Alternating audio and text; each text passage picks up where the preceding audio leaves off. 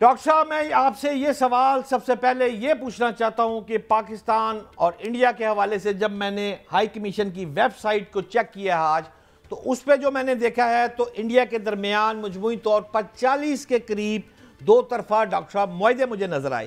یہ معاہدے تجارت، ویزوں کے حصول، جوہری ہتھیاروں کی فہرست کے تبادلہ، سرحدی امور، سیکیورٹی، جوہری، سنتاس معاہدہ، شملہ، تاشقند معاہدہ، لمبی فہرست ڈاکٹر صاحب، لاہور اعلامیہ سمیت. بالکل آپ سے یہ قبلہ پوچھنا چاہتا ہوں یہ دو طرفہ تعلقات میں ان معاہدوں کی کیا اہمیت ہوتی ہے؟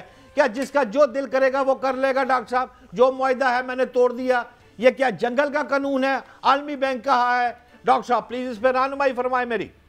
بہت اچھی بات کہی شہزاد صاحب. بات یہ ہے کہ دنیا میں جب بین الاقوامی معاہدے طے پاتے ہیں تو ان کے ایک خاص اصول اور ضوابط اور قواعد ہوتے ہیں، اور پوری دنیا میں مسلمہ اصول اور قواعد اور ضوابط ہوتے ہیں، جس کی وجہ سے آپ نے دیکھا ہوگا کہ چاہے حکومتیں جو مرضی آئیں. جواہر لال نہرو نے سنتاس معاہدہ کیا لیکن اس کو آنر تمام حکومتوں نے کرنا تھا. پاکستان میں ایوب خان صاحب کا دور تھا لیکن تمام حکومتوں نے آنر کیا. شملہ معاہدہ بھٹو صاحب کی حکومت کرتی ہے. ضیاء صاحب بحیثیت آپ دیکھیں کہ اینٹی بھٹو صاحب تھے، سب کچھ تھے، لیکن چونکہ ایک ریاست کا معاہدہ ہے تو ہم نے شملہ معاہدہ آج تک قائم رکھا. اسی حوالے سے سارک کے جتنے معاہدے ہیں مختلف حکومتوں نے کیے، قائم رکھے. اسی طرح انڈیا کے اندر یا دنیا کے اندر بہت سارے معاہدے ہوتے ہیں جن کے ضامن ہوتے ہیں، جن کی گارنٹورز ہوتے ہیں. اور اس کے بعد سب سے بڑی بات یہ ہے، میں بار بار یہ کہہ رہا ہوں کہ سنتاس معاہدہ جو ہے یہ خالی معاہدہ نہیں ہے، یہ پاکستان کی لائف لائن ہے. اور اگر آپ پاکستان کی لائف لائن کو چھیڑیں گے تو میں ہمارے جو سیاستدان یا کچھ کہہ رہے ہیں کہ یہ اعلان جنگ ہوگا،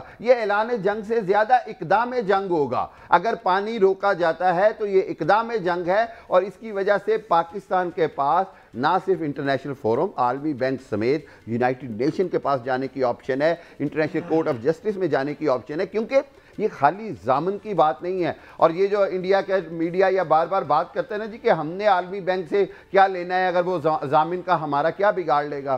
میں آپ کو ایک فیکٹ بتاؤں، آج بھی ہزاروں ارب ڈالر کے جو معاہدے ہیں، جو بہت ساری چیزیں ہیں جو عالمی بینک اور انڈیا کے درمیان ہے، اس کے اوپر بھی اثر آئے گا. دوسری بات یہ ہے کہ پوری دنیا جانتی ہے کہ مودی کی جو جنونی حکومت ہے، جو آر ایس ایس آئیڈیالوجی ہے، جو میں بار بار کہتا ہوں کہ امیت شاہ، مودی اور اجیت دیول کی یہ جو تکون ہے، اس نے خود انڈیا کو جس تباہی کے کنارے پہنچا دیا ہے.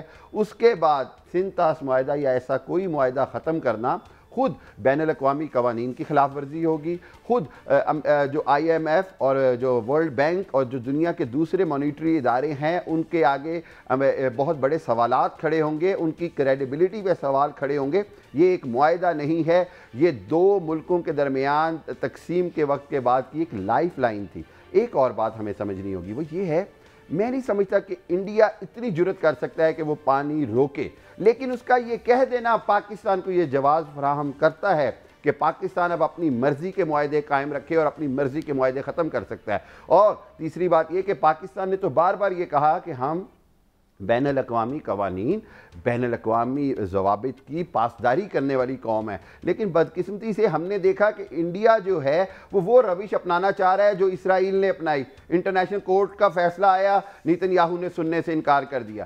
صاحب انڈیا کو سمجھنا ہوگا کہ نہ وہ اسرائیل ہے اور نہ پاکستان غزہ ہے. میں بار بار یہ بات سمجھاتا ہوں، بدقسمتی تو ہے ہم مسلمان اس طرح غزہ کے ساتھ کھڑے نہیں ہو پائے، لیکن پاکستان کی جب بات آئے گی تو پاکستان کے 25 کروڑ عوام اور پاکستان کی بہادر اور جرری افواج، چاہے وہ بحری ہوں، بری ہوں یا فضائی افواج ہو، تمام افواج مل کر اس بات کی کیپیسٹی اور کیپیبلٹی رکھتی ہیں کہ وہ دشمن کو منہ توڑ جواب دے سکیں.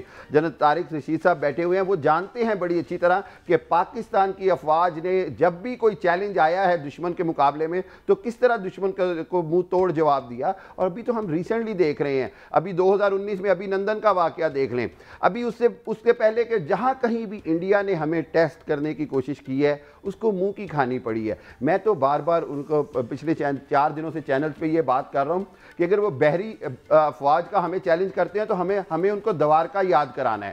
اگر وہ فضائی جنگ کی بات کرتے ہیں تو ایم عالم صاحب یاد کرانے ہیں، ابھی نندن کا زمین پر گرانا اور اس کو ٹھڈے مارنا یاد کروانا، چائے پلانا اور میں تو بار بار یہ بات کر رہا ہوں بٹ صاحب، میں تو بڑی کھلی بات کر رہا ہوں کہ جی اب کہ ہم نے چائے نہیں پلانی، اب کہ ہم نے 2 پیس پہنا کے واپس نہیں بھیجنا، اب کہ ہم نے 2 کام کرنے ہیں. ایک تو ان کو قیدیوں کے کپڑے پہنانے ہیں، دوسری بات یہ ہے کہ چائے نہیں پلانی ہے. تیسری بات یہ ہے کہ ان کو وہ جو وار پریزنر کا جنیوا معاہدہ ہے نا اس کے تحت رکھنا ہے. ہم نے جو خیر سگالی کے طور پر 24 گھنٹے میں چھوڑ دیا اس کو انہوں نے ہماری کمزوری سمجھا. حتیٰ کہ یہ پاکستان کا میں آج بھی کہتا ہوں کہ بہترین فیصلہ تھا دنیا کو یہ دکھانے کے لیے کہ ہماری صلاحیت کیا ہے اور ہمارے اب بڑا دل کتنا ہے. ہم نے اپنا بڑا دل بھی دکھا دیا, لیکن بدقسمتی یہ ہے کہ وہ جو پنجابی کی مثال ہے نا کہ نسلیں علیہ نیکی کرنی چاہیے, وہ بد نسلیں نکلے باہر تھی. ان کو سمجھ نہیں آئی کہ ہم نے اگر ابھی نندن کو چھوڑا تو ہم نے انہیں گڈ ول جیسچر چھوڑا. ہماری کوئی کمزوری نہ تھی نہ ہے نہ ہوگی. اور آج جہاں پر پاک افواج کھڑی ہیں, آج جہاں پر پاکستان کے دفاع کھڑا ہے, میرا خیال ہے دشمن تو دشمن دنیا کی تمام انٹیلیجنس ایجنسیز, دنیا کے تمام ادارے خود انڈیا کو یہ رپورٹ کر رہے ہیں کہ خدارا پاکستان سے پنگا نہ لینا, تمہیں بڑا مہنگا پڑے گا یہ پنگا. اس کی وجہ یہ ہے کہ پاکستان کی طرف سے ریٹیلیشن ایسی ہوگی جو انڈیا کو صدیوں بھگتنی پڑے گی. اس کی وجہ یہ ہے کہ میں بار بار کہتا ہوں کہ ان کو یہ سمجھ نہیں آتی ہے کہ یہ کہتے ہیں جی ایٹم بم تو بہت دور کی بات ہے.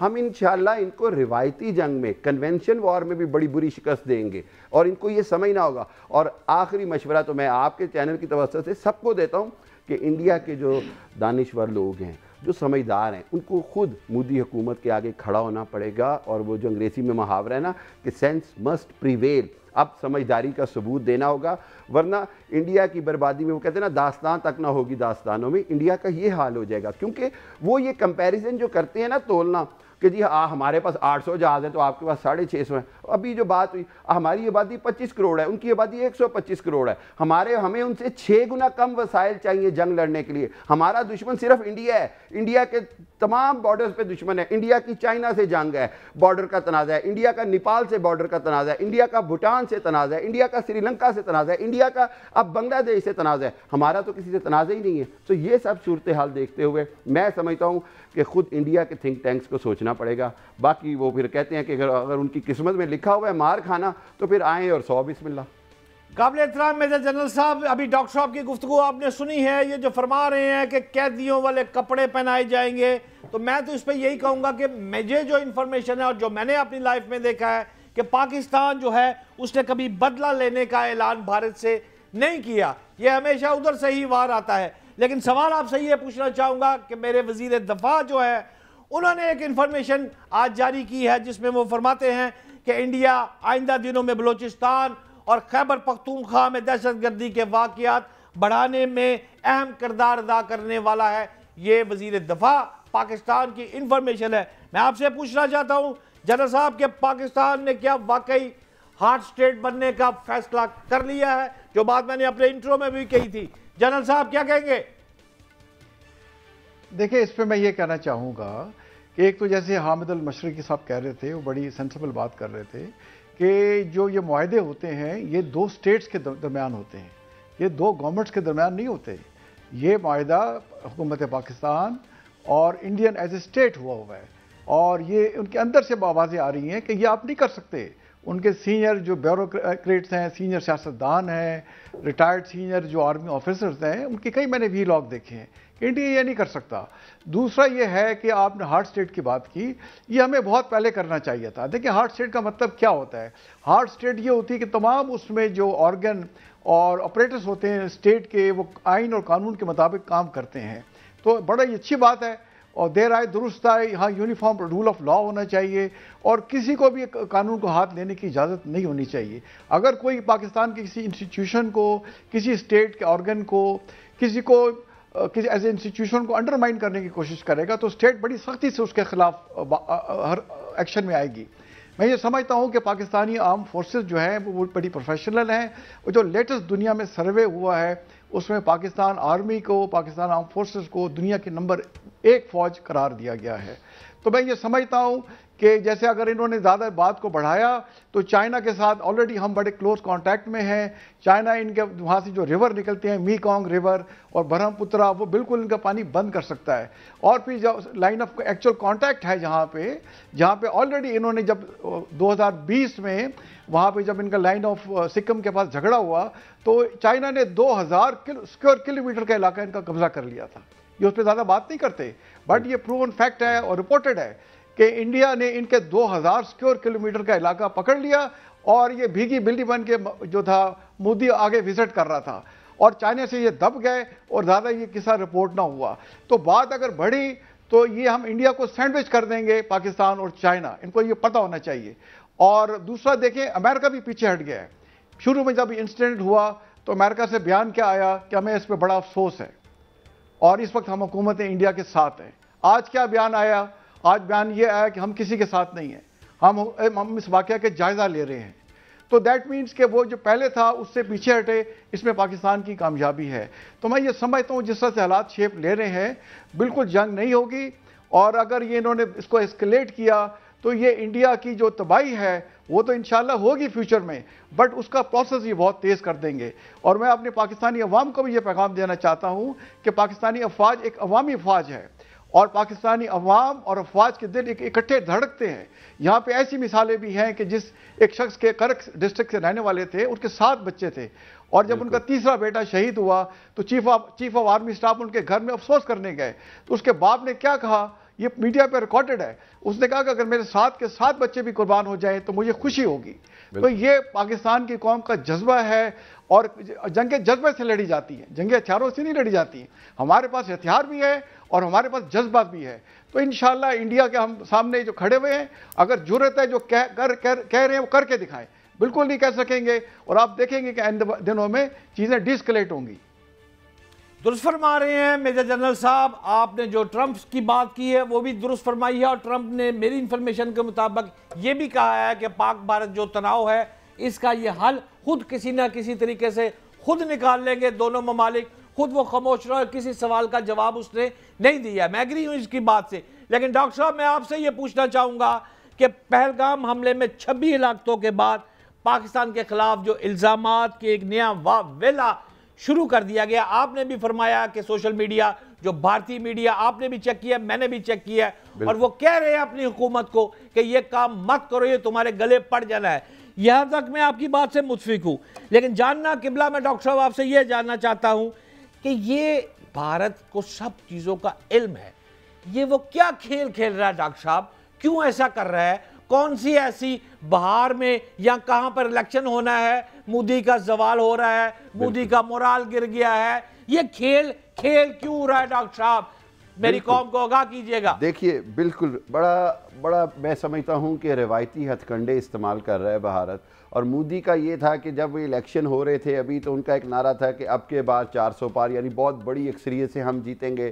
اب مودی اس میں بری طرح ناکام ہوا, بلکہ پہلی بار 12 سال میں مودی کو دوبارہ سے اتحادی حکومت بنانی پڑی, مودی کو شکست ہوئی. اس کے بعد مودی نے مقبوضہ کشمیر کی ڈی لیمیٹیشن یعنی حلقہ بندیوں میں بہت زیادہ چوری اور رد و بدل کیا اور سارا فراڈ کیا. اس سب کے اندر ایک کوشش تھی کہ جی کسی نہ کسی طرح میں بی جے پی کی جیت لا کے بی جے پی کا وزیر اعلیٰ لے آؤں گا, کہ میں نے کشمیر کنٹرول کر لیا, 370 ختم کر لی, وہاں پہ ڈومیسائل کے ذریعے 80-90 ہزار لاکھ جو ہے وہ نان کشمیری لا کے وہاں بٹھا دیا, ان کو ووٹ کا حق دے دیا. سب کچھ کے باوجود کشمیریوں نے ایک بار پھر اکٹھ سے مودی کی بی جے پی کو بدترین شکست دی, ایون ایک فراڈ الیکشنز میں بھی. اس کے بعد مودی کو یہ شکست ہوتی ہے. اس کے بعد پچھلے دنوں مودی کو وقف املاک بورڈ کے حوالے سے جو مسلمانوں کے اوپر بدترین قانون نافذ کیا گیا, اس کے اوپر جو بدترین ریزسٹنس دیکھنے کو آئی, بدترین اس کو اثرات نظر آ رہے ہیں, اس کے بعد اس کی مقبولیت نیچے جا رہی, اس کے بعد بہار کے الیکشن, یہ سب کچھ دیکھ کے ایک بات بڑی واضح تھی, وہ یہ تھی کہ اب مودی اپنی آخری چال چلے گا. اور وہ آخری چال کیا ہے؟ پاکستان دشمنی کا کارڈ کھیلا جائے گا. پاکستان دشمنی کا کارڈ اسی انداز سے کھیلا گیا جو پلوامہ کے ڈرامہ سے کیا گیا. تو میں بار بار یہ کہتا ہوں کہ پہلگام ہو یا پلوامہ ہو, یہ سب انڈیا کا ڈرامہ ہے. اور اس ڈرامے کا نتیجہ یہ ہے کہ آج خود انڈیا کے اندر آوازیں اٹھ رہی ہیں. 26 ہلاکتیں کہتے ہیں پہلگام میں, اور ابھی تک 12 سے زیادہ نام نہیں دے پائے. اس کے اندر بھی نیوی اور انٹیلیجنس کے اور دوسرے لوگوں کے نام ہیں. اس کے بعد یہ کہتے ہیں جی کہ 10 منٹ کے اندر 6 کلومیٹر دور پولیس اسٹیشن میں ایف آئی آر کٹ گئی. یعنی واقعہ ہوتا ہے اور 10 منٹ تو ڈرائیو پہ نہیں لگتے ہیں کہ واقعے کو وہاں جا کر صرف لکھوایا جا سکے. تیسری بات یہ کہتے ہیں جی لائن آف کنٹرول سے دار اندازی ہوئی. او بیوقوفو, یہ 460 کلومیٹر دور ہے پہلگام لائن آف کنٹرول سے. کچی سڑک ہے ڈاکٹر صاحب جی بالکل کوئی راستہ نہیں ہے. رافیل طیارے پر بیٹھ کر آ گیا تھا ایس ایچ او کے پاس رپورٹ کرانے. بالکل. اور اس کے بعد جو فنی بات ہے وہ یہ ہے کہ پہلگام کا یہ جو پارک ہے, یہ جو ریزورٹ ہے جس کے اندر اتنا بڑا انہوں نے ڈرامہ رچایا, وہ top most security red zone ہے, کیونکہ وہاں بہت زیادہ آرمی کے آفیسر چھٹیاں منانے آتے ہیں. یعنی یہ جہاں 9 لاکھ انڈین فوج پورے کشمیر میں ہے, یعنی ہر 7ویں کشمیری کے اوپر ایک فوجی ہے. درست کہہ رہے ہیں ڈاکٹر صاحب. معذرت چاہتا ہوں, ایک شارٹ بریک پہ جاتا ہوں, آپ میرے ساتھ گا. 9 لاکھ سے زائد جو ہے فوج اس وقت وہاں پر تعینات ہے. درست کہہ رہے ہیں ڈاکٹر صاحب.